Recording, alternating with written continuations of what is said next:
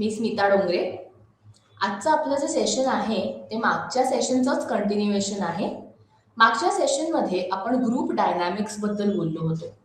तुम्हाला सगळ्यांना जर आठवत असेल तर आपण ग्रुप डायनॅमिक्स म्हणजे काय, ग्रुप तयार कसा होतो, ग्रुप्स काय काय गोष्टी फॉलो करतात ज्याच्यामुळे तो ग्रुप इंटॅक्ट राहतो, मध्ये घेतले जाणारे निर्णय, डिसिजन मेकिंग ह्याबद्दल आपण बोललो होतो.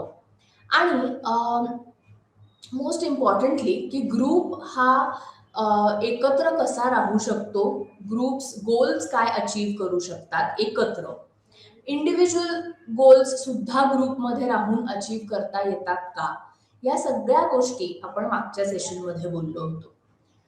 आता हे जे सेशन आहे तेच मी कंटिन्यू पुढे करणार आहे ग्रुप डायनॅमिक्सचं. त्याच्यामध्ये आपण बघणार आहोत की कोऑपरेशन आणि कॉम्पिटिशन इन अ ग्रुप, म्हणजे एका गटात सहकार्य आणि स्पर्धा. तर सहकार्य म्हणजे काय, तर आपण सहकार्य डिफाईन करू शकतो यांनी की आपण जेव्हा एक ग्रुप किंवा एका ग्रुपमधले सगळे सदस्य जेव्हा एकच गोल अचीव करत असतात तेव्हा त्यांच्यामध्ये कोऑपरेशनची भावना असते. म्हणजे ते एकमेकांना मदत करतात, एकमेकांशी कोऑपरेट करतात आणि मग प्रत्येक जण हा एका गोलकडे एक गोल अचीव करण्याचा प्रयत्न करतो.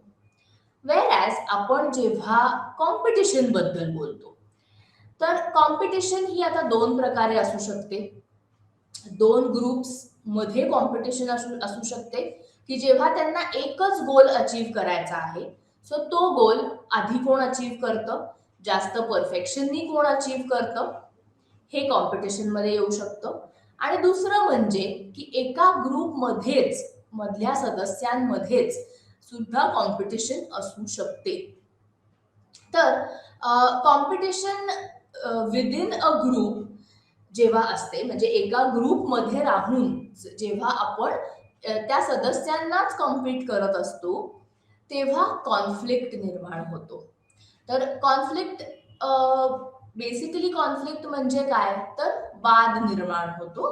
आणि तो कशामुळे असतो, तर एका ग्रुपमध्ये राहून आपण प्रत्येक जण वेगवेगळ्या गोष्टी अचीव करण्याचा प्रयत्न करत असतो. सो ते एक कोऑपरेटिव्ह ग्रुप नसून कॉम्पिटिटिव्ह ग्रुप तयार होतो आणि तिथे जास्त प्रॉब्लेम्स किंवा जास्त कॉन्फ्लिक्ट हे येऊ शकतात. सहकार्य आणि स्पर्धेचे निर्धारक म्हणजे डिटर्मिनंट्स काय आहेत. ग्रुप परफॉर्मन्स हा कोऑपरेशन वरती खूप डिपेंडेंट असतो. स्पर्धेवर सुद्धा बऱ्याचदा अवलंबून असतोच. पण स्पर्धा कोणामध्ये, तर दोन ग्रुप्स मधली स्पर्धा. सामाजिक मानसशास्त्रज्ञांनी विविध घटकांचा अभ्यास केला आहे जे सहकार्य आणि स्पर्धेचे स्तर निर्धारित करतात. सो लेवल कुठली कॉम्पिटिशनची आणि कोऑपरेशनची, हे खूप सायकॉलॉजिस्टनी याच्यावरती अभ्यास केलेला आहे. पहिला डिटर्मिनंट जो आपण बघणार आहोत तो म्हणजे रिवॉर्ड स्ट्रक्चर. आता रिवॉर्ड स्ट्रक्चर म्हणजे काय, जेव्हा आपण एखादं बक्षीस रचना करतो की एक आपला गोल अचीव झाला की त्या ग्रुप मधल्या सदस्यांना काहीतरी बक्षीस दिलं जातं जेणेकरून त्यांना मोटिवेटेड वाटतं आणि ग्रुपसाठी जास्त जास्त काम करण्यासाठी ते एनकरेजमेंट त्यांना मिळते. याचं उदाहरण आपण घेऊ शकतो. आता जर क्रिकेटची मॅच आपण घेतली तर त्याच्यामध्ये जी टीम जिंकते त्या टीमचा एक मॅन ऑफ द मॅच असतो की that man of the match basically कोण असतो की ज्याचा परफॉर्मन्स सर्वात जास्त चांगला झालेला असतो. त्यांनी काय होतं तर सगळ्याच टीम मेंबर्सना मोटिवेशन मिळतं की मी पण चांगलं नेक्स्ट टाइम परफॉर्म करू शकतो. सो तसेच ते खेळाडू जे असतात ते तसंच एफर्ट्स पुट इन करतात, तसंच जास्त जास्त चांगलं परफॉर्म करण्याचा प्रयत्न करतात. अजून एक उदाहरण आपण घेऊ शकतो, म्हणजे एका कंपनीमध्ये एक टीम असते. तर ती टीम एक गोल अचीव करण्याचा प्रयत्न करत असते. हे होत असताना प्रत्येक जण आपला परफॉर्मन्स सुद्धा जास्तीत जास्त चांगला कसा होईल ते बघत असतो. वर्षाच्या शेवटी टीम रादर एम्प्लॉईजना एक बोनस दिला जातो. तर तो बोनस म्हणजे काय, तर ते बक्षीस असतं. तो बोनस जर आपण काम केलेल्या रेशोमध्ये किंवा त्याच प्रपोर्शनमध्ये व्यवस्थित बोनस मिळाला, तर एम्प्लॉईला अजून जास्त काम करण्याची इच्छा होते आणि तो जास्त जास्त एफर्ट्स टाकायला सुरुवात करतो, ज्याचा फायदा हा त्या टीमलाच होणार असतो, कारण टीमचा परफॉर्मन्स अल्टिमेटली वाढणार असतो. नेक्स्ट इज आंतरवैयक्तिक संवाद.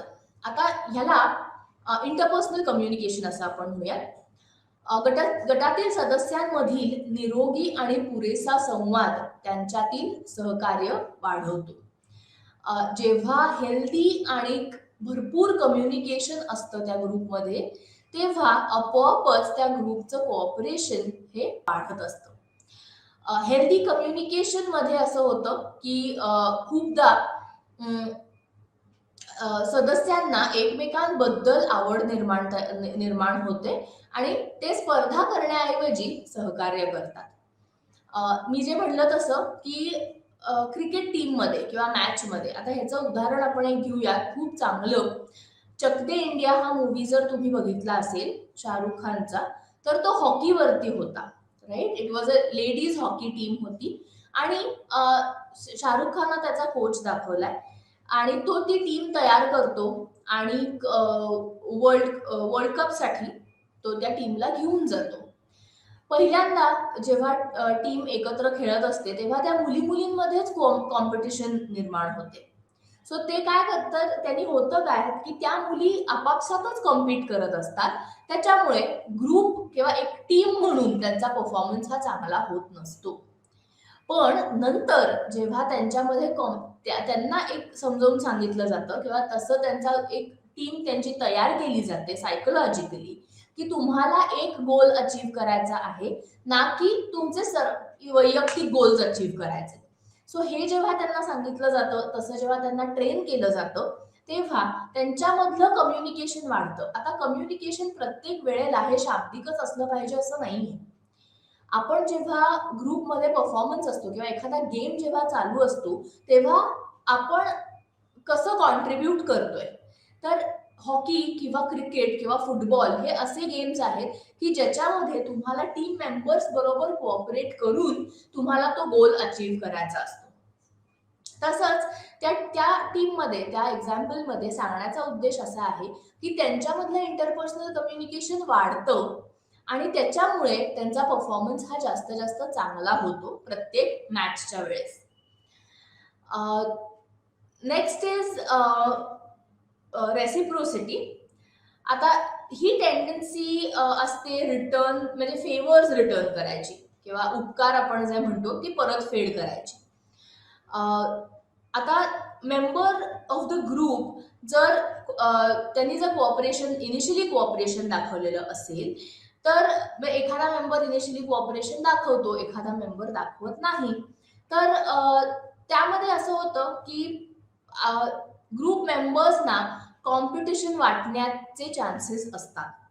म्हणजे काय की हा व्यक्ती किंवा हा ग्रुप मेंबर हा जास्त चांगला परफॉर्म करेल का, तर त्यांनी हे घेतलेलं आहे, इनिशिएटिव्ह घेतलेला आहे, मग माझं कसं होणार, माझा परफॉर्मन्स चांगला होईल का. पण तसं न होता जर रेसिप्रोसिटी आपण मेंटेन ठेवली की ठीक आहे, आता त्याचा परफॉर्मन्स चांगला आहे, उद्या माझा असू शकेल किंवा इतर कुठल्या ग्रुप मेंबरचा असू शकेल, तर त्यांनी असं होतं की ऑटोमॅटिकली प्रत्येक जणच परत मोटिवेटेड राहतं की अरे ठीक आहे, मी खूप चांगला परफॉर्म करू शकतो, आज माझा दिवस नव्हता पण मी नंतर परफॉर्म करीन.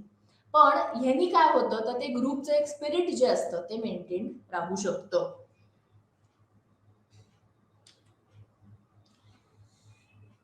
गटातील संघर्ष म्हणजे काय, तर ग्रुपमध्ये कॉन्फ्लिक्ट केव्हा केव्हा येऊ शकतात. बऱ्याच प्रकरणांमध्ये सदोष विशेषतः संघर्षास कारणीभूत ठरू शकतो. आता सदोष म्हणजे काय, तर ॲट्रिब्युशन, फॉल्टी ॲट्रिब्युशन. स्वतःचे हित साधण्यासाठी यशस्वी झाल्यानंतर लोक या अपयशाचे श्रेय दुसऱ्याला देण्याचा प्रयत्न करतात. बेसिकली काय होतं की जेव्हा फेल्युअरचं कारण किंवा आपण जेव्हा समोरच्याला दोषी धरतो की तुझ्यामुळे हे झालं, तुझ्यामुळे ते झालं, त्यावेळेला संघर्ष निर्माण होऊ शकतो. आता ह्याच्यात बऱ्याचदा असं होतं की एकमेकांच्या इंटरफिअरन्समुळे सुद्धा खूप संघर्ष निर्माण होतो. ग्रुप्समध्ये काय होतं ना की जेव्हा एक टीम वर्क असतं, जेव्हा एक ग्रुप एक गोल अचीव करण्याचा प्रयत्न करत असतो, त्याच्यामध्ये एक कोणीतरी चुकत नाही तर ती टीम वर्क असतं आणि त्यामुळे पूर्ण टीम त्याच्यासाठी जबाबदार असते. पण कधी कधी असं होऊ शकतं. आता आपण क्रिकेट मॅच मध्ये बघतो की बॉलर असतो तो बॉलिंग करत असतो, ऑपोजिट टीमचा बॅट्समन असतो तो बॅटिंग करत असतो. पण असं होऊ शकतं की एखादा कॅच हा एक प्लेयर सोडतो, पण दॅट डज नॉट मीन की आपण प्रत्येक वेळेस त्या प्लेयरला तसंच दाखवून द्यायचं किंवा आपण तुझ्यामुळेच हरलो असं दाखवून द्यायचं. कारण त्यावेळेला त्या व्यक्तीची ती चूक असू शकते, पण पुढच्या इतर मॅचेस मध्ये ती कधी ना कधीतरी कोणाची तरी चूक असूच शकते. पण ती चूक कशी टाळता येईल, त्याचा परफॉर्मन्स कसा वाढवता येईल, त्याला आपण काय मदत करू शकू, हे जर टीम मध्ये असेल तर ऑटोमॅटिकली कॉन्फ्लिक्ट हा होणार नाही. फॉल्टी कम्युनिकेशनमुळे सुद्धा कॉन्फ्लिक्ट निर्माण होऊ शकतात. बेसिकली गैरसमज जास्त निर्माण होऊ शकतात. आता ह्यात होतं कसं की आपण एखाद्या टीम मध्ये, जरी आता सपोज आपण म्हणलं क्रिकेटची टीम असते की ती 11 ह्याची टीम असते, पण त्याच्यातही असं असू शकतं की दोघं तिघ जण खूप अगदी चांगले फ्रेंड्स असू शकतात आणि बाकी टीम त्यांची त्यांची असू शकते किंवा असे ग्रुप्स, त्या एका ग्रुपमध्ये सुद्धा विशिष्ट ग्रुप असू शकतात. त्यात कम्युनिकेशन असणं हे अतिशय महत्वाचं असतं. If there is lack of communication और if there is faulty communication, त्याच्यामुळे खूप गैरसमज होऊ शकतात. त्याच्यामुळे बऱ्याचदा ग्रुप मेंबर्स मध्ये संशय निर्माण होऊ शकतो आणि ज्याच्यामुळे संघर्ष हा वाढू शकतो. आपण ह्याचं जर उदाहरण बघितलं तर मित्रमैत्रिणींच्या ग्रुपमध्ये सुद्धा असं बऱ्याचदा होतं. कम्युनिकेशन लॅकमुळे किंवा चुकीच्या कम्युनिकेशनमुळे ग्रुप्स तुटतात, मैत्री तुटते, राईट. सो हे कम्युनिकेशन हे अतिशय महत्वाचं आहे.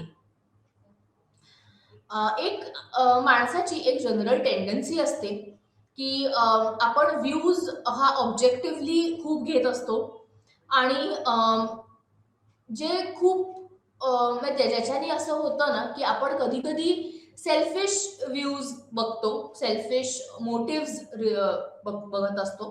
कधी कधी असं होतं की आपण खूप बायस्डही विचार करत असतो. आता ह्याचा अर्थ काय, तर आपण रियालिटीकडे न बघता जेव्हा आपण बायस्ड विचार करतो किंवा जेव्हा आपण सेल्फिश विचार करतो, त्याच्याने कॉन्फ्लिक्ट निर्माण होऊ शकतो.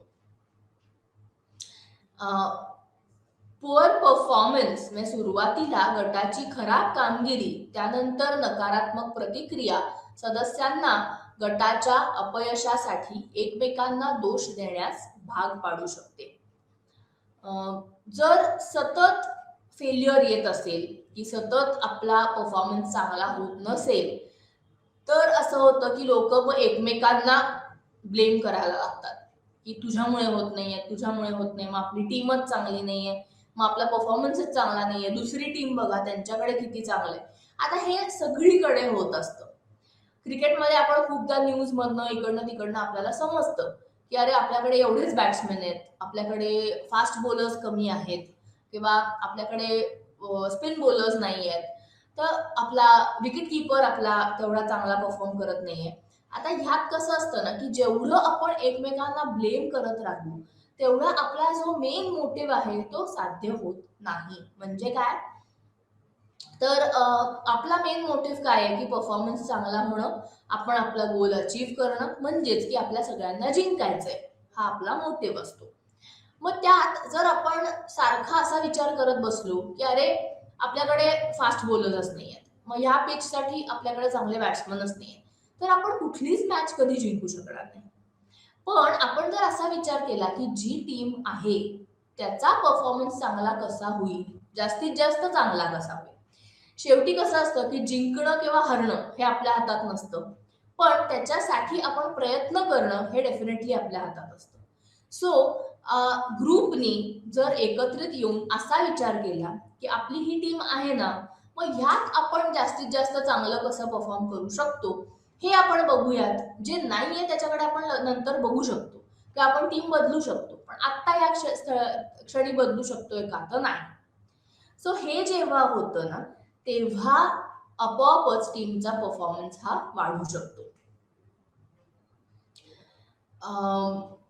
जेव्हा कोणत्याही सदस्याला असे वाटते की ती किंवा तो गटातील इतर सदस्यांइतकेच उपयुक्त नाही, तेव्हा वंचित असंतोषाची भावना विकसित होते. त्यामुळे त्यांच्यात संघर्ष होऊ शकतो. कधी कधी असं होतं की काही मेंबर्सना असं वाटू शकतं की माझी आता गरज नाही राहिली या ग्रुपमध्ये. हे का होतं? कारण आपल्याला म्हणजे त्या मेंबरला तितका पुरेसा सपोर्ट किंवा तितकी एन्करेजमेंट त्या ग्रुपकडनं मिळत नसते, आणि म्हणून त्याला असं म्हणजे तो वर्थलेस वाटायला लागतं त्याला, किंवा त्याला वाटायला लागतं की माझी काही आता या ग्रुपमध्ये गरज नाही. मग काय होतं की गरज नाहीये म्हणल्यावरती त्याचा परफॉर्मन्स ऑटोमॅटिकली डिस्टर्बच राहायला लागतो किंवा तो चांगला होतच नाही. आणि मग तो ग्रुप त्या मेंबरलाच ब्लेम करायला लागतो की अरे तुझा परफॉर्मन्स होत नाही किंवा हे होत नाही. पण त्याचं मूळ कारण काय असतं की त्याला स्वतःला त्या ग्रुपमध्ये कंटेंट वाटत नसतं.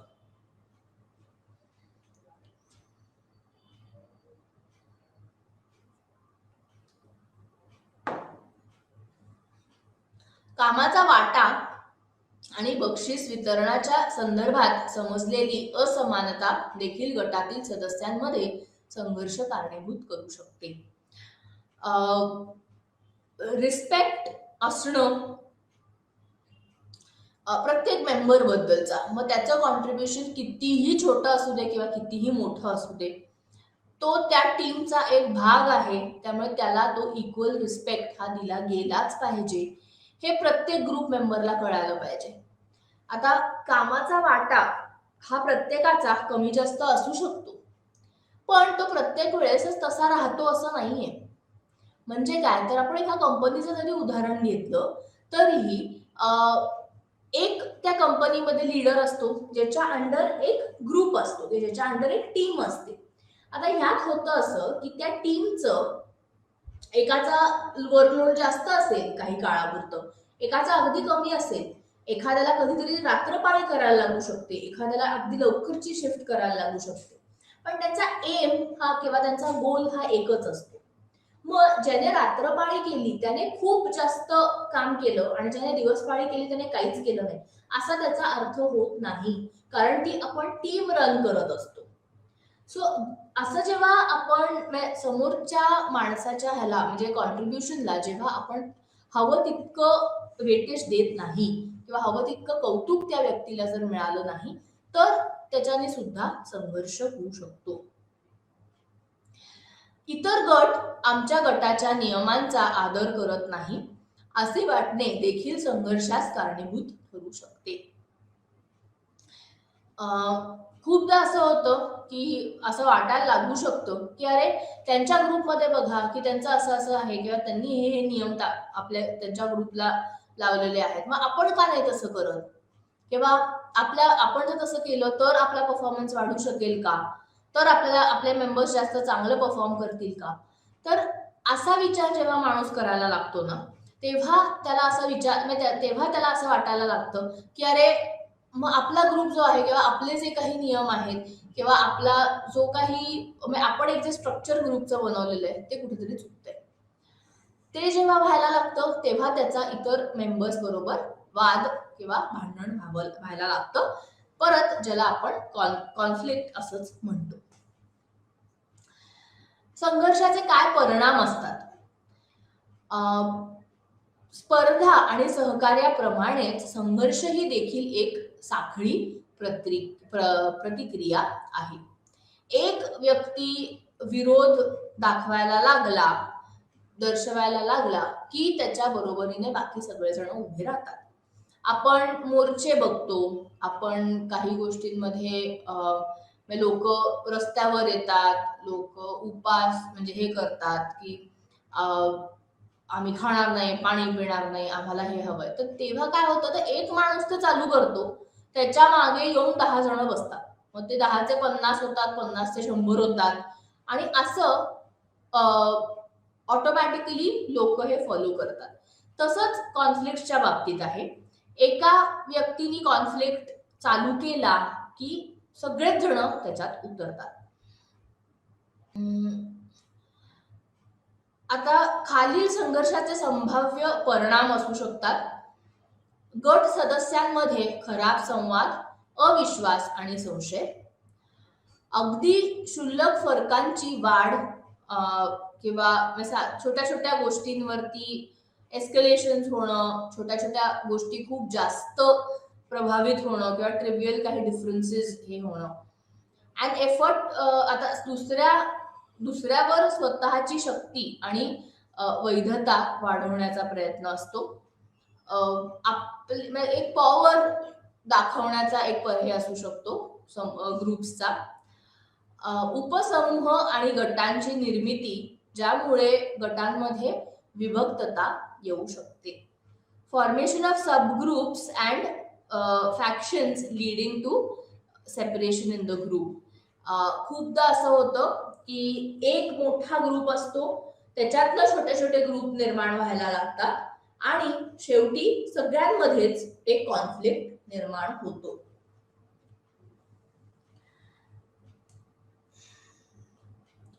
संघर्ष निराकरणाची रणनीती. सुपर ऑर्डिनेट ध्येयाचा परिचय.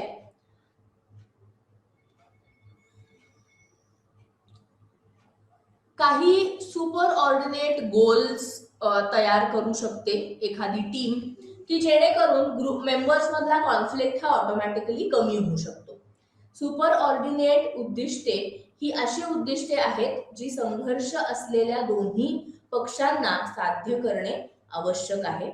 दोन्ही पक्षांच्या एकत्रित प्रयत्नांनीच ही उद्दिष्टे साध्य होऊ शकतात.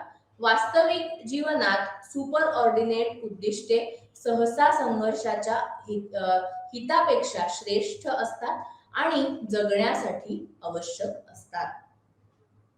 काही वेळेला असं असतं की सुपर ऑर्डिनेट्स काही गोल्स असणं हे सुद्धा खूप गरजेचं असतं, जेणेकरून तो ग्रुप एकत्रित राहू शकतो. धारणा बदलणे म्हणजे काय, आपण आपलं परसेप्शन बदलणे, मन वळवणे, शिक्षण, मीडिया, अपील इत्यादी एकमेकांबद्दलची धारणा बदलतात आणि त्यामुळे संघर्ष कमी होऊ शकतो. आपण जर आपले लोक असतात की त्यांचे काही परसेप्शन्स असतात किंवा त्यांच्या एज्युकेशनमुळे त्यांचे काही विशिष्ट हे तयार झालेले असतात. मीडिया असतो की जे आपल्याला खूप इन्फ्लुएन्स करत असतो. पण या सगळ्या गोष्टी आपण जर बदलल्या किंवा आपण जर एक विचार करण्याची आपली एक पद्धत जर आपण बदलली तर त्याने संघर्ष हा कमी होऊ शकतो. आंतरसमूह संपर्क वाढवणे, इंटरग्रुप कॉन्टॅक्ट. आता ह्यात असं असतं, मी जसं म्हणलं की एक मोठा ग्रुप आहे, त्याच्यात खूप छोटे छोटे ग्रुप्स तयार होतात. तर जेवढे असे छोटे ग्रुप्स तयार होतील तेवढा संघर्ष जास्त वाढणार आहे. पण सगळ्यांनीच एकमेकांशी कम्युनिकेशन जर ठेवलं तर आपण हे करू शकतो की वेळ कॉन्फ्लिक्ट हा कमीत कमी होऊ शकेल. याचं एक सर्वात चांगलं उदाहरण म्हणजे की फ्रेंडली क्रिकेट मॅचेस जेव्हा होतात इंडिया पाकिस्तानमध्ये, तेव्हा त्याच्यामध्ये काही हे नसतं, म्हणजे काय की ते मैत्रीच्या मॅचेस असतात असंच डोक्यात असतं आणि म्हणून तसंच आपण खेळत, तसेच टीम्स खेळत असतात. पण for the technique to be successful आपल्याला ग्रुपमध्ये तो एक कॉन्टॅक्ट जो असतो तो आपल्याला तसाच ठेवायला लागतो.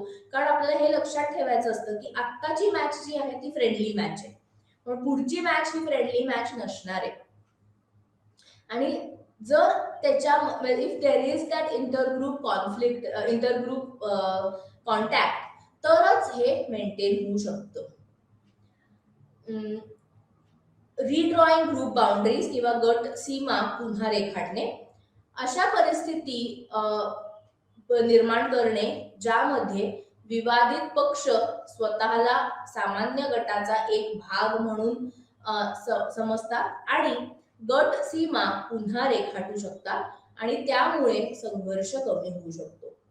तर आपण काही नियम असतात, काही परसेप्शन्स असतात, ते जर आपण परत त्याचा विचार केला किंवा रिड्रॉ केले तर कॉन्फ्लिक्ट हा कमी होऊ शकतो. वाटाघाटी म्हणजेच की नेगोसिएशन्स. जेव्हा इंटरग्रुप कॉन्फ्लिक्ट असतो म्हणजे दोन ग्रुप्स मधला जेव्हा कॉन्फ्लिक्ट असतो तेव्हा नेगोसिएशन्स होणं हे खूप गरजेचं असतं. आता आपण बघतोय रशिया युक्रेन हा वॉर चालू आहे, तर त्यांच्यामध्ये काहीतरी नेगोसिएशन जोपर्यंत होणार नाही तोपर्यंत वॉर थांबणार नाही. तसंच जेव्हा दोन ग्रुप्स असतात आणि त्यांच्यामध्ये काही कॉन्फ्लिक्ट असतो तर त्यांनी नेगोशिएट करणं, त्यांनी काही स्ट्रॅटेजीज अशा किंवा कोणीतरी एक मीडिएटर आणणं की जो मध्यस्थी म्हणजे जो दोन्ही बाजू समजून घेऊन सोल्युशन काढू शकेल असलं, म्हणजे अशा काही गोष्टी दोन्ही ग्रुप्सनी तेव्हा फॉलो करायला लागतात. संरचनात्मक उपाय म्हणजे स्ट्रक्चरल सोल्युशन्स. न्यायाच्या विविध तत्वांनुसार संसाधनांचे पुनर्वितरण, उदाहरण समानतेचे तत्व, समान वितरण, गरजेचे तत्व, गरजेनुसार वितरण आणि समानतेचे तत्व म्हणजे योगदानानुसार वितरण अन्यायाची भावना कमी करू शकते आणि त्यामुळे संघर्ष हा कमी होऊ शकतो. आता ह्याच्यामध्ये 3 मेन प्रिन्सिपल्स आहेत. Principle of need, principle of equity आणि इक्वालिटी. ह्या 3 गोष्टी जर ग्रुप्सनी फॉलो केल्या तर संघर्ष हा ऑटोमॅटिकली कमी होऊ शकतो. आपण जेव्हा ग्रुप्स बद्दल बोलतो किंवा इक्विटी आणि इक्वालिटी बद्दल बोलत असतो तेव्हा आपल्याला अर्थातच भारताची आपली एक खासियत आहे की आपल्याकडे वेगवेगळे धर्म आहेत, वेगवेगळे कल्चर्स आहेत आणि तरीही आपण सगळ्या ग्रुप्सना इक्वल समजणं, सगळ्या ग्रुप्सना तेवढंच कॉन्ट्रीब्यूट करायला देणं किंवा कॉन्ट्रीब्यूट त्यांनी करणं याचा आपण प्रयत्न करत असतो जेणेकरून कॉन्फ्लिक्ट्स हा एकमेकांमध्ये होणार नाहीत. इतर गटांच्या नियमांचा आदर करायला लागतो. काही आपल्याला होऊ शकतं की आपल्याला काही गटांचे नियम आपल्याला पटत नाहीत किंवा आपल्याला असं वाटतं की अरे हा नियम नसू शकतो किंवा हे मला नाहीच पटतच नाहीये मला, पण आपण त्याचा रिस्पेक्ट ठेवणं आणि त्या समोरच्या ग्रुपनी सुद्धा आपण ज्या काही आपले जे काही नियम असतील त्याचा एक रिस्पेक्ट ठेवणं हे खूप गरजेचं आहे. If somehow we are able to instil respect, आपण जर रिस्पेक्ट तसा हे करू शकलो तरच आपण कॉन्फ्लिक्ट्स हे टाळू शकतो. आतापर्यंत आपण कॉन्फ्लिक्ट बद्दल आणि ग्रुप्स बद्दल खूप बोललो, पण जसं मी मगाशी म्हणाले की संप्रेषण म्हणजेच की कम्युनिकेशन ही एक अतिशय महत्वाची गोष्ट आहे जी ग्रुप्समध्ये गरजेची असते. मग ती इंटर ग्रुप असेल किंवा इंट्रा ग्रुप असेल, म्हणजेच की दोन ग्रुप्स मधलं कम्युनिकेशन असेल किंवा एका ग्रुप मधलं त्यांच्या ग्रुप मेंबर्सची कम्युनिकेशन असेल. कम्युनिकेशन ही एक अशी प्रोसेस आहे ज्याच्यामध्ये इंटरपर्सनल इंटरॅक्शन्स असतात ऑफ थॉट्स म्हणजे विचार, कल्पना आणि भावना. त्याच्यामध्ये एक सेंडर असतो आणि एक रिसिव्हर असतो. म्हणजे एक जो मेसेज कुठला तरी पाठवतो आणि दुसरा व्यक्ती तो मेसेज रिसीव्ह करतो. आता ते मेसेजेस एकमेकांमध्ये एक्सचेंज होतात. जो व्यक्ती पहिला सेंडर असतो तोच दुसऱ्या वेळेस रिसिव्हर असतो. हे एक सिंपल ही एक साधी व्याख्या झाली संप्रेषणची. कम्युनिकेशन म्हणजे संप्रेषणामध्ये संदेशाचे प्रसारण आणि रिसेप्शन यांचा समावेश होतो. कम्युनिकेशन मध्ये लोक असतात की एक म्हणजे दोन लोक मिनिमम कम्युनिकेशन मध्ये लागतात. मी जसं म्हणलं तसं की एक सेंडर असतो आणि एक मेसेजचा रिसिव्हर असतो. कम्युनिकेशन हे उत्तम प्रकारे ह्याचं वर्णन केलं जातं कारण ती एक सक्रिय, सतत, परस्पर आणि गतिमान प्रोसेस आहे. म्हणजेच ती एक ऍक्टिव्ह, कंटिन्युअस, रेसिप्रोकल आणि डायनॅमिक प्रोसेस आहे. आपण जेव्हा कम्युनिकेट करत असतो, आपण जेव्हा बोलत असतो तेव्हा समोरचा व्यक्ती आपलं ऐकत असतो आणि तो जे ऐकतो त्याचं जे परसेप्शन होतं त्याप्रमाणे तो व्यक्ती एक मेसेज आपल्याला परत पाठवतो किंवा he becomes the sender of the message.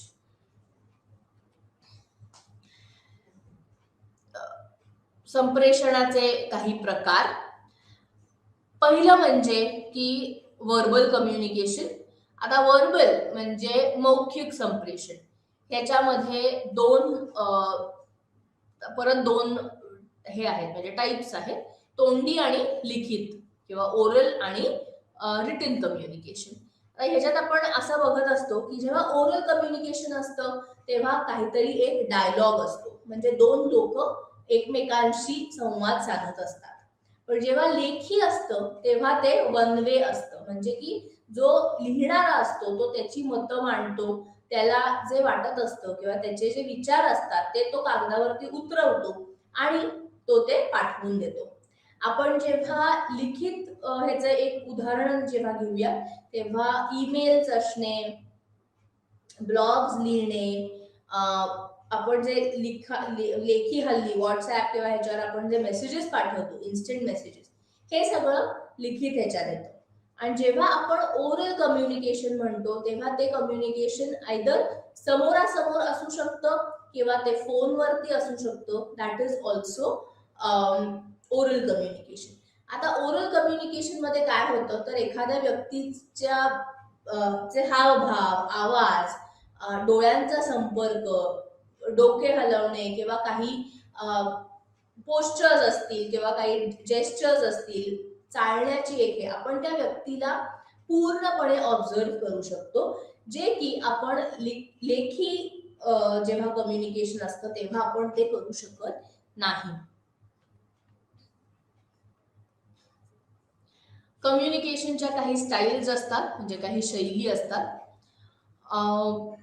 आता कम्युनिकेशन हे एक 4 ब्रॉड ह्याच्यामध्ये आपण डिवाइड करतो.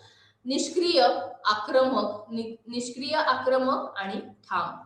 म्हणजे पॅसिव्ह अग्रेसिव्ह आणि असर्टिव्ह. आता ह्याच्यामध्ये पॅसिव्ह कम्युनिकेशन जेव्हा आपण बघतो किंवा एक निष्क्रिय संप्रेषण की त्याच्यामध्ये लोक म्हणजे खूप आनंदी, लाजाळू मानले जातात आणि ते सहसा संघर्ष टाळण्यासाठी इतरांसोबत जातात. ते सामान्यतः गोंधळलेल्या देहबोलीचे प्रदर्शन करतात आणि डोळ्यांशी संपर्क टाळतात.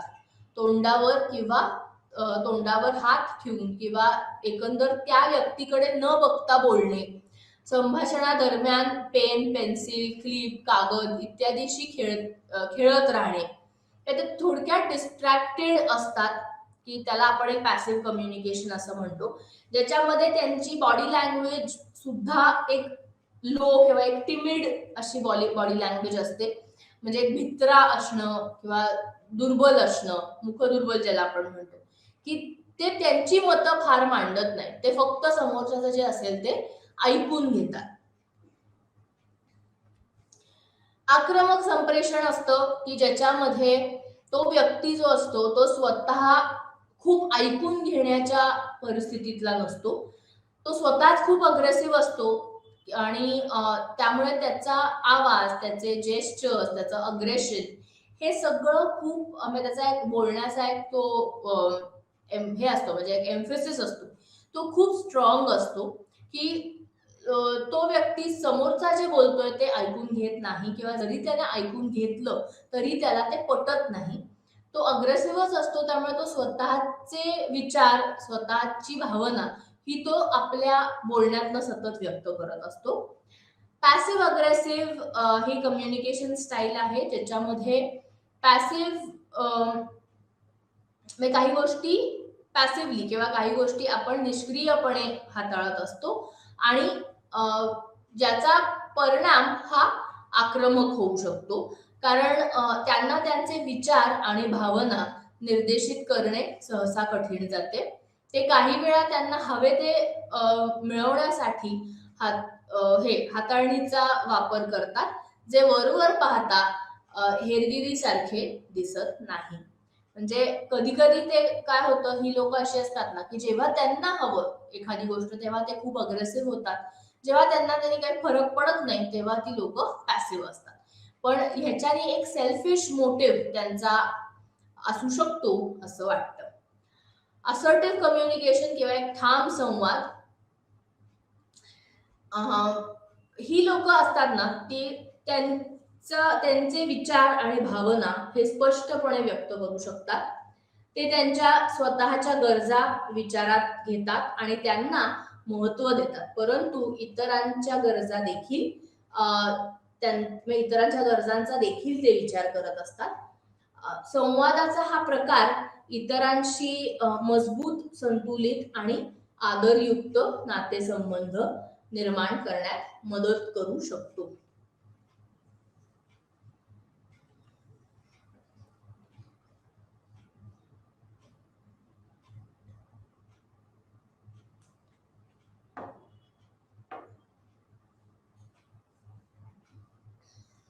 प्रभावी संप्रेषणातील अडथळे म्हणजेच की बॅरियर्स टू इफेक्टिव्ह कम्युनिकेशन. आता बॅरियर्स हे वेगवेगळ्या प्रकारे असू शकतात.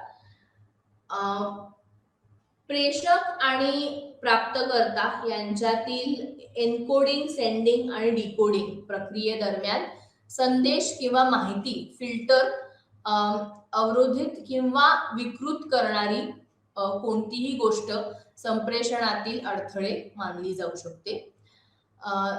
दळणवळणातील अडथळ्यांचे स्थूल मानाने 2 प्रकारांमध्ये वर्गीकरण केलं जाऊ शकतं. फर्स्ट इज भौतिक पर्यावरणीय अडथळे, म्हणजेच की physical environmental barriers. Environmental and physical barriers of communication हे असे आहेत की ज्यांच्यामुळे जो मेसेज आपण पाठवतो ते काही इतर कारणांमुळे तो मेसेज पोहोचू शकत नाही.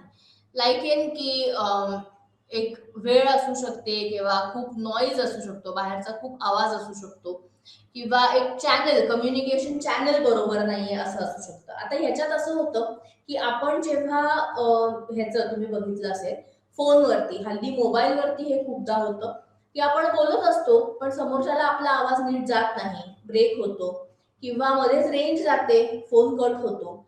तर ह्या गोष्टी अशा आहेत की ज्या फिजिकल किंवा एन्व्हायरमेंटल बॅरियर्सशी रिलेटेड आहेत. मानसिक काही अडथळे असतात, म्हणजे पुअर लिस्निंग स्किल्स, म्हणजे की मी बोलतेय एक पण समोरच्याने त्याचा अर्थ काहीतरी वेगळा घेतलाय किंवा समोरच्याने माझं बोलणं नीट ऐकून घेतलंच नाहीये आणि तो स्वतःचेच त्यांनी विचार त्याच्यामध्ये जोडलेले आहेत. एक नेगेटिव्ह ॲटिट्यूड असतो, फिअर ऑफ फेल्युअर असू शकतो, अँझायटी असू शकते, पब्लिक एम्बॅरसमेंट असू शकते, न्यूनगंड असू शकतो. या सगळ्या गोष्टी अशा आहेत की those come under psychological barriers. आता सायकोलॉजिकल बॅरियर हा त्या लिसनरचा हे असतो, प्रॉब्लेम असतो, मेसेज सेंडरचा नसतो. कारण मेसेज सेंडर आपल्याला जे बोलायचं असेल किंवा मला जे व्यक्त करायचंय ते मी व्यक्त करणार आहे, पण समोरचा जे ऐकतोय त्याच्यामध्ये तर जर ह्या हे काही बॅरियर्स असतील तर तो प्रॉब्लेम हा सेंडरचा होत नाही तर त्या रिसिव्हरचा होतो. आता याच्यात जेव्हा आपण बघत असतो की खूपदा असं होतं की कम्युनिकेशन हे 2 ग्रुप्स मध्ये होत असतं. 2 ग्रुप्स मधलं कम्युनिकेशन जेव्हा आपण बघतो तेव्हा आपल्याला खूप गोष्टींची काळजी घ्यायला लागते. लाईक इन की आपण जेव्हा 2 ग्रुप्स असतात, आपण कम्युनिकेट जेव्हा करतो तेव्हा आपलं कम्युनिकेशन हे खूप क्लिअर पाहिजे. म्हणजेच की आपण जो कॉन्टेंट बोलणार आहोत तो खूप क्लिअरली आपण पुटफोर्थ करायला हवा. कारण त्याच्यातनं अर्थ वेगळे जर निघाले तर त्याचा प्रॉब्लेम होऊ शकतो. दुसरं म्हणजे की आपण जेव्हा बोलत असतो तेव्हा आपलं प्रोनाउन्सिएशन हे खूप क्लिअर पाहिजे, जेणेकरून समोरचा काहीही वेगळं ऐकत नाही आणि त्याच्यातनं मिसअंडरस्टँडिंग होत नाही. तिसरं, आपण जो मोड ऑफ कम्युनिकेशन वापरतो आहोत तो सगळ्या रिसिव्हर्स कडे अवेलेबल आहे ना हे बघणं खूप गरजेचं आहे. आता आपण सगळ्यांनी कोविड मध्ये बघितलंय की शाळांमध्ये शाळांनी नंतर नंतर ऑनलाईन स्कूलिंग हे चालू केलं. पण काही शाळा, स्पेशली आपण हे भारतातलंच बोलत आहोत, की अगदी ज्या खेड्यापाड्यातल्या आहेत की जिथे घरी मोबाईल्स नसतात किंवा साधे मोबाईल असतात, लॅपटॉप्स किंवा कम्प्युटर्स ह्याचा तर काही प्रश्नच येत नाही. पण हे जेव्हा असतं तेव्हा डेफिनेटली जो व्यक्ती रिसीव्ह करणारा असतो त्याला त्याचा खूप त्रास होतो. का? कारण आता ह्या केसमध्ये ती मुलं की ज्यांची शाळा आता ज्यांच्याकडे अवेलेबल आहे ती मुलं शिकत होती किंवा ती शिकली, पण ज्यांच्याकडे अवेलेबल नाही त्या मुलांनी ह्याच्यात काय करायचं किंवा त्याच्यात त्यांचा काय दोष होता? तर काहीच नव्हता. आपण अर्थातच गव्हर्नमेंटनी याच्यासाठी खूप काळजी घेतली की शक्यतो त्यांनी ऑनलाईन स्कूलिंग खूप उशिरा चालू केलं. तेव्हा चालू केलं तेव्हा सुद्धा त्यांनी असे एक मोड्स ठेवले होते की ज्याच्यामध्ये त्यांचं म्हणजे ज्याच्यामध्ये सगळीच मुलं पार्टिसिपेट करू शकतील असं होतं. पण आपण आपले चॅनल, कम्युनिकेशन चॅनल हे आपण असं निवडलं पाहिजे की जे लोकांपर्यंत इझिली पोहोचेल. बऱ्याचदा असं असतं, आता आपण जे बघतो की जेव्हा मीडिया थ्रू कम्युनिकेशन असतं तेव्हा ते वन वे कम्युनिकेशन असतं. म्हणजे आता जसं की आत्ता होतंय की मी बोलतीये, पण जे लोक ऐकतायत, जे लोक मला बघतायत यांना मी बघू शकत नाहीये किंवा मला कळत नाहीये की जे मी बोलतीये हे तुमच्यापर्यंत पोहोचतंय का, तुम्हाला ते कळतंय का. सो याला आपण वन वे कम्युनिकेशन असं म्हणतो. जिथे टू वे कम्युनिकेशन असतं तिथे जसं आपला शाब्दिकच आपल्याला कळतंय की टू वे म्हणजे जिथे दोघंही एकमेकांशी कम्युनिकेशन करू शकतात. एक सेंडर असतो, एक रिसिव्हर असतो, ज्याच्यामध्ये जो मेसेज रिसीव्ह करतो तो व्यक्ती पुढच्या वेळेस सेंडर असतो. कारण एखादी गोष्ट मी ऐकली की मी माझे विचार मी व्यक्त करू शकते आणि म्हणून मग मी बोलायला लागते आणि जो व्यक्ती पहिले बोलत असतो तो रिसीव्ह करतो. सो सेंडर आणि रिसिव्हर या 2 गोष्टी असतात. कम्युनिकेशनची एक प्रोसेस असते. जो सेंडर असतो तो एका चॅनल थ्रू मेसेज पाठवतो, तो मेसेज त्या व्यक्तीपर्यंत पोहोचतो, तो रिसिव्हर जो असतो तो मेसेज ऐकतो. ऐकल्यानंतर तो जो मेसेज आहे तो डिकोड करतो. डिकोड म्हणजे काय की त्याचा अर्थ लावतो आणि तो समजून घेतो. त्याने तो समजून घेतल्यानंतर त्याला जे वाटतंय ते तो परत आपल्याशी बोलतो. यामध्ये काही बॅरियर्स येऊ शकतात, जसं की कुठलं फिजिकल बॅरियर, मी जसं म्हणलं तसं, की फिजिकल बॅरियर म्हणजेच की कुठला तरी खूप मोठा आवाज होणं, रेंज जाणं. कधीतरी आपण असं होतं की जेव्हा भाषण असतं तेव्हा माईकच्या प्रॉब्लेममुळे माईकचा खूप मोठा आवाज येतो, किंवा कधी कधी माईक चालतच नाहीत, बंद पडतात. These are all physical barriers. बऱ्याचदा असंही होऊ शकतं की मानसिक अडथळ्यांमुळे किंवा मानसिक अडथळे जे असतात त्याच्याने सुद्धा प्रॉब्लेम येऊ शकतो. आता याच्यामध्ये मानसिक अडथळ्यांमध्ये आपण उदाहरण असं घेऊयात की जेव्हा आपण टीव्हीवरती बघत असतो, अगेन ते वन वे कम्युनिकेशनच असतं. पण आपण न्यूज चॅनलवरती वगैरे बऱ्याचदा बघतो की खूप हे असतं, म्हणजे आर्ग्युमेंट्स असतात, डिबेट्स असतात, डिस्कशन्स असतात. तर दोन पार्टीज असतात, त्या एकमेकांमध्ये त्यांचा तो डिबेट चालू असतो, एक विषय घेतला जातो आणि त्याच्यावरती ते बोलत असतात. आता ते होत असताना इकडे आपण जेव्हा बसलेलो असतो ॲज ऑडियन्स, तेव्हा आपल्याला सुद्धा काहीतरी वाटू शकतं. पण त्यावेळेला आपण ते व्यक्त करू शकत नाही, कारण ते वन वे कम्युनिकेशन असतं. पण हेच जेव्हा टू वे असतं तेव्हा आपली मतं आपण मांडू शकतो. आता जेव्हा वन वे असताना आपली मतं आपण मांडू शकत नाही, तिथे होतं प्रॉब्लेम, की तिथे अँझायटी निर्माण होऊ शकते, तिथे नेगेटिव्ह ॲटिट्यूड येऊ शकतं, किंवा अपयशाची कधी कधी भीती वाटू शकते. हे कम्युनिकेशन हे युजली टाळायला पाहिजे, कारण लोकांमध्ये काही कारण नसताना त्यांनी एक नेगेटिव्हिटी येते. लोक एक विचार करून, म्हणजे एका विचाराने किंवा एक नेगेटिव्ह विचार की ज्याच्यामुळे लोक तशीच वागायला लागतात. तुम्ही जर बघितलं असेल की हे पॉलिटिशियन्स वगैरे जे असतात ना, ते त्यांचं भाषण हे इतकं क्लिअरली देतात किंवा ते बोलतात का, कारण का त्यांना तसं, म्हणजे त्यांना तेवढा वेळ बोलणं, तेवढा रादर लोकांना त्यांच्याकडे लक्ष त्यांचं केंद्रित करून घेणं आणि ठेवणं, तसं हे त्यांना खूप चांगलं जमतं. पण काही विषय असे असतात की जेणेकरून त्यांना माहिती असतं की इथे कॉन्फ्लिक्ट निर्माण होणार आहे ग्रुप्समध्ये, पण ते अशा प्रकारे ते बोलतात की जेणेकरून आपल्याला त्याचा त्रास होत नाही, किंवा आपण रादर आपण त्या नेगेटिव्हिटीमध्ये फार जात सुद्धा नाही. कम्युनिकेशन हे जेव्हा एका ग्रुपमध्ये होत असतं, आता तो ग्रुप कुठलाही असू शकेल, मी जसं म्हणलं तसं की एक कुटुंब असेल आणि त्यांच्यातलं कम्युनिकेशन असेल. आता हे जेव्हा होतं तेव्हा ते कम्युनिकेशन हे टू वे असतं. म्हणजे आपण घरात जेव्हा कम्युनिकेट करतो तेव्हा आपण बोलत असतो आणि आपल्या बरोबरीने दोन चार अजून आपले फॅमिली मेंबर्स असतात, त्यांच्याशी ते कम्युनिकेशन असतं. हे कम्युनिकेशन होत असताना ते कम्युनिकेशन कधी कधी अग्रेसिव्ह असू शकतं, कधी कधी फ्रेंडली असू शकतं, कधी कधी एमिएबल असू शकतं. म्हणजेच की सगळे एकमेकांशी छान गप्पा मारत असू शकतात. कधी कधी एखादा मुद्दा असा असतो की ज्याच्याने एखादा व्यक्ती हा अग्रेसिव्ह होऊ शकतो आणि आपलं बोलणं किंवा रादर आपण जो एक मेसेज डिलिव्हर करायचा प्रयत्न करतो आहोत त्याच्यामध्ये ते हे होणं, म्हणजे काय की त्याच्यामुळे आपले विचार आणि त्याच्यामुळे कॉन्फ्लिक्ट होणं.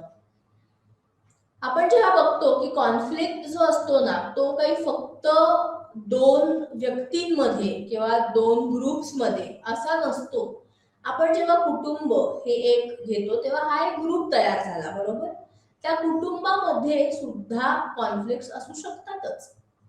आता आपण असं म्हणतो आई आणि मुलगी, मुलीचे विचार, मुलीचं ड्रेसिंग सेन्स असेल किंवा हे त्याच्यामध्ये, आता आईला हे पटत नसू शकतं किंवा पटणारही नाही मी, आणि तेव्हा मग काय होतं की त्याच्यामध्ये कॉन्फ्लिक्ट निर्माण होतात. आपण जेव्हा पॅसिव्ह कम्युनिकेशनचा विचार करत असतो तेव्हा आपण असं म्हणतो की आपण आधी पहिल्यांदा सगळं ऐकून घेतलं पाहिजे. पण काही लोक अशी असतात की जे नुसतंच ऐकतात आणि त्याचा त्यांना काहीही त्याच्यावर परिणाम होत नाही. ही लोक अशी असतात ना की जी पॅसिव्ह असतात, त्यांना त्यांनी फरकच पडत नाही की आपण काय बोलतोय, यांनी त्यांना काहीही फरक पडत नाही. आपण एक कम्युनिकेशन स्टाईल आपण जेव्हा बघत असतो तेव्हा प्रत्येकाची कम्युनिकेशन स्टाईल ही डिफर होते. पण पॅसिव्ह अग्रेसिव्ह कम्युनिकेशन असणं, नुसतंच पॅसिव्ह कम्युनिकेशन असणं किंवा नुसतंच अग्रेसिव्ह कम्युनिकेशन असणं हे चुकीचं आहे. तर सर्वात बेस्ट ह्याची स्टाईल, कम्युनिकेशन स्टाईल कोणती? तर ती असर्टिव्ह कम्युनिकेशन स्टाईल. का? कारण असर्टिव्ह कम्युनिकेशन मध्ये आपण कोणालाही प्लीज करत नाही किंवा आपण कोणाचंही खोटं कौतुक करत नाही. आपण कुठल्याही ह्याच्यामध्ये हो मला हे ऍक्सेप्टेड आहे असं खोटं म्हणत नाही. जे ऍक्सेप्टेड आहे ते ऍक्सेप्टेड आहे, जे नाहीये ते नाहीये, आणि आपण आपले विचार हे खूप क्लिअरली तिथे मांडू शकतो. सो प्रत्येकाचं कम्युनिकेशन हे असर्टिव्ह असणं हे खूप गरजेचं आहे. त्याच बरोबरीने आपण जेव्हा कॉन्फ्लिक्ट आणि कोऑपरेशन आणि कॉन्फ्लिक्ट ह्या विषयावरती बोलत होतो तेव्हा मला अजून एक गोष्ट तुम्हाला सांगावीशी वाटते. कोऑपरेशन हे एका रात्रीत येत नाही.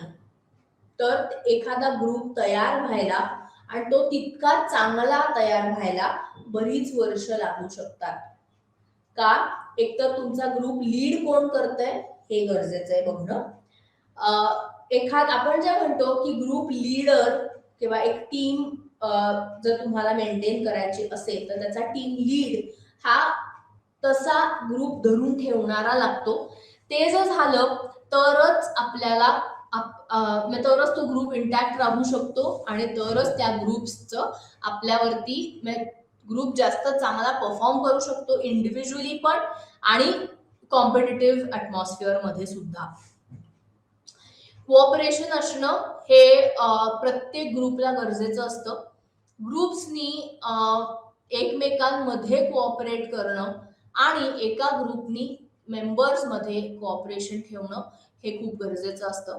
प्रत्येकाला आपापले नीड्स, प्रत्येकाला आपापले गोल्स हे प्रत्येक जण डिफाईन करूच शकतो. ते डिफाईन करत असताना आपण खूप एक महत्वाची गोष्ट आहे की आपण इतर मेंबर्सचा सुद्धा तिथे विचार करणं गरजेचं असतं. हे करत असताना आपण फक्त आपलाच गोल अचीव करणार आहोत का? तर नाही. तर जो ग्रुपचा आणि एंटायर मेंबर्सचा हे असेल, गोल असेल, तोही आपण अचीव करणं हे खूप खूप गरजेचं आहे. कोऑपरेशन हे अगेन मी म्हणलं तसं की एका खूप मोठ्या ग्रुपमध्ये आणि एक अगदी छोटासा म्हणजे की कुटुंब असेल किंवा मित्रमैत्रिणींचा ग्रुप असेल त्यांच्यात सगळ्यांमध्ये कोऑपरेशन हे अतिशय गरजेचं असतं. कॉम्पिटिशन असणं किंवा एक आपला कॉम्पिटिटिव्ह नेचर असणं हेही खूप इफेक्टिव्ह असू शकतं ग्रुप चांगला मेंटेन करण्यासाठी. कारण जेव्हा आपलं कॉम्पिटिटिव्ह नेचर असतं तेव्हा इट इज व्हेरी इम्पॉर्टंट की आपण ऑटोमॅटिकलीच तो ग्रुप तसा खूप कॉम्पिटिटिव्ह ह्याच्यामध्ये वाढू शकतो. कोऑपरेशन, कॉम्पिटिशन आणि communication, these 3 put together form a very very good group. आता ह्याच्यात कसं असतं, कॉम्पिटिशन असणं इंटर ग्रुप, कोऑपरेशन असणं विदिन ग्रुप मेंबर्स, कम्युनिकेशन असणं विदिन ग्रुप मेंबर्स, या सगळ्या गोष्टी एक चांगला ग्रुप किंवा एक ग्रुप बेस्ट ग्रुप डायनॅमिक्स हे तयार करू शकतात. आपण ह्या स्पेसिफिकली मी ह्या विषयावरती खूप जास्त स्ट्रेस केलेलं आहे. याच्यासाठी मी 2 सेशन्स पूर्ण घेतलेत. त्याचं कारण असं आहे की आपण नेहमी बघत असतो की सायकोलॉजीमध्ये आपण खूप गोष्टी शिकतो, पण ग्रुप तयार करणं, तो ग्रुप मेंटेन करणं, सायकोलॉजिकली तो ग्रुप हँडल करणं आणि तो ग्रुप तसा पॉझिटिव्हली मेंटेन करणं हे खूप अवघड असतं. आणि पुढे जाऊन तुम्ही जर सायकोलॉजी हे फील्ड निवडलं आणि जर तुम्ही प्रोफेशनली काम करायला लागला तर सगळीकडे हल्ली ग्रुप डायनॅमिक्सचा खूप जास्त वापर केला जातो. आपण अगेन म्हणजे ते कॉर्पोरेट्समध्ये असेल किंवा स्मॉल ग्रुप्समध्ये असेल, फॅमिली मेंबर्समध्ये, बिझनेस ग्रुप्स असतील त्याच्यात असेल, तर जो व्यक्ती ग्रुप डायनॅमिक्स समजतो तो व्यक्ती लीडर बनू शकतो. आता ही गोष्ट रादर ग्रुप डायनॅमिक्स हे त्यांनी सोशल सायकोलॉजीमध्ये का हा विषय निवडलेला आहे, त्याचं कारण असं आहे की सोशल सायकोलॉजिस्टचं नेहमी असं म्हणणं असतं की ॲज अ ग्रुप आपण खूप चांगलं परफॉर्म करू शकतो.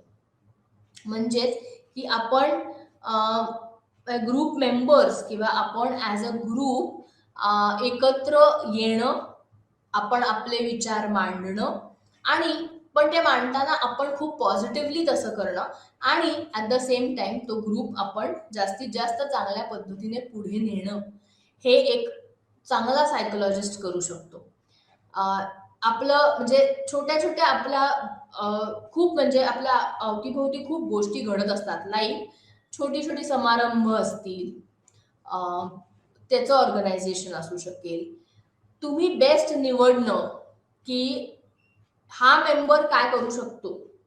एक्स मेंबर काय सर्वात जास्त चांगलं करू शकतो? मग एखादा असेल, की जो फूड मॅनेजमेंट करेल, एखादा असेल, की जो डेकोरेशनचा पार्ट बघेल, एखादा असेल, की जो लोकांना हँडल करू शकतो. सो त्याला लोकांना हँडल करण्याची हे देणं. हे जेव्हा आपण सगळं म्हणजे जेव्हा तो ग्रुपचा लीडर असतो, तो जेव्हा हे बघू शकेल, तेव्हाच तो चांगल्यातला चांगला ग्रुप तयार करू शकेल. आणि प्रत्येकाला त्याची त्याची अ, त्याचा त्याचा एक गोल जेव्हा आपण अटेन करतो, जेव्हा आपण देतो, तेव्हा त्यांनी तो अटेन केला आहे की नाही हे त्या ग्रुप लीडरनी बघणं, हे त्याचं काम असतं. आणि जेव्हा आपण छोटे-छोटे गोल्स तयार करतो आणि ते प्रत्येकाला असाइन करतो आणि ते जर प्रत्येकाने प्रोडक्टिव्हली केले, प्रत्येकाने जर त्यांना दिलेला गोल हा व्यवस्थितपणे साध्य केला, तर ऑटोमॅटिकली एक मोठा गोल आपण अचीव्ह करणार असतो. सो ज्याला हे जमतं, तो व्यक्ती एक टीम हँडल करू शकतो. तो व्यक्ती मोठ्या-मोठ्या लेव्हल्स कॉर्पोरेट्समध्ये जाऊन सुद्धा खूप चांगला परफॉर्म करू शकतो. का? तर त्याची टीम ही प्रत्येक वेळेस चांगलंच परफॉर्म करणार असते.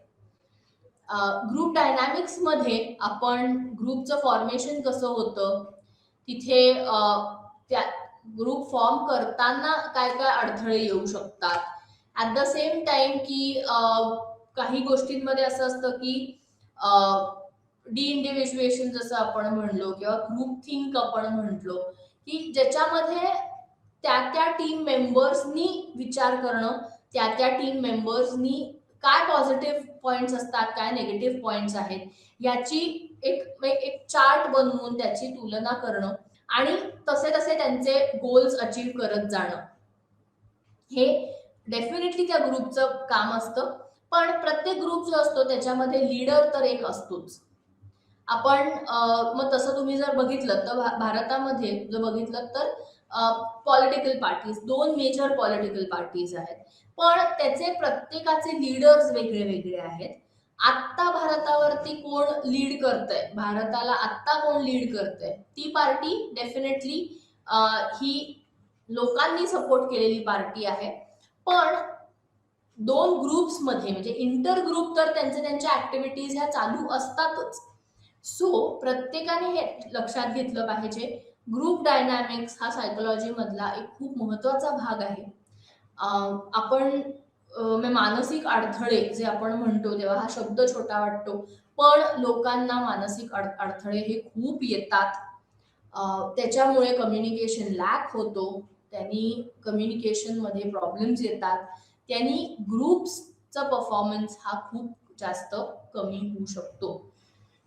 सो आज मी जे आजचं आणि मागचं सेशन जे आपण घेतलं आहे, ते त्याच्याबद्दल सगळ्यांनीच अभ्यास करायचा आहे. आय एम व्हेरी शुअर की तुम्ही हे केलेलं असेलच. आणि आजचं सेशन सुद्धा की सगळ्यांनी परत ऐकायचं आहे. पी-पी-टी सगळ्यांनी परत वाचायची आहे आणि हा एक अतिशय महत्त्वाचा टॉपिक आहे. हे सगळ्यांनी लक्षात ठेवायचं आहे. धन्यवाद. पुढच्या सेशनमध्ये आपण वेगळा टॉपिक घेऊन येणार आहोत.